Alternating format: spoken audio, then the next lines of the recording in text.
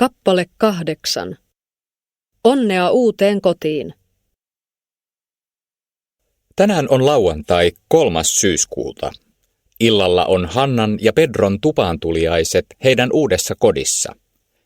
Ystävät tulevat kylään kello 7. Päivällä Pedro ja Hanna siivoavat ja sitten Pedro käy kaupassa. Kotona Hanna tekee pastasalaattia ja lihapullia. Pedro leipoo sitruunakakkua. Vieraat saapuvat vähän yli 7.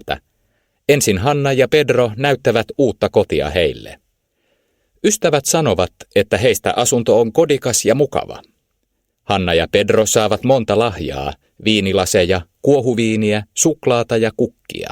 Olga ja Veijo tuovat ruisleipää ja suolaa, koska ne tuovat onnea uuteen kotiin. Aleksin lahja on vitsi. Hän antaa vessaharjan. Sitten kaikki syövät lihapullia, salaattia ja leipää. He juovat olutta ja limua. Ruoka on tosi hyvää. Vieraat pitävät myös Pedron sitruunakakusta. Se on makeaa, mutta myös hapanta. Hannan kaveri Janita haluaa reseptin. Ruoan jälkeen kaikki juttelevat ja kuuntelevat musiikkia. Vieraat kysyvät, millainen Hannan ja Pedron lomamatka oli, ja Hanna näyttää heille valokuvat Ahvenanmaalta. Kello 11 Hannan opiskelukaverit lähtevät keskustaan.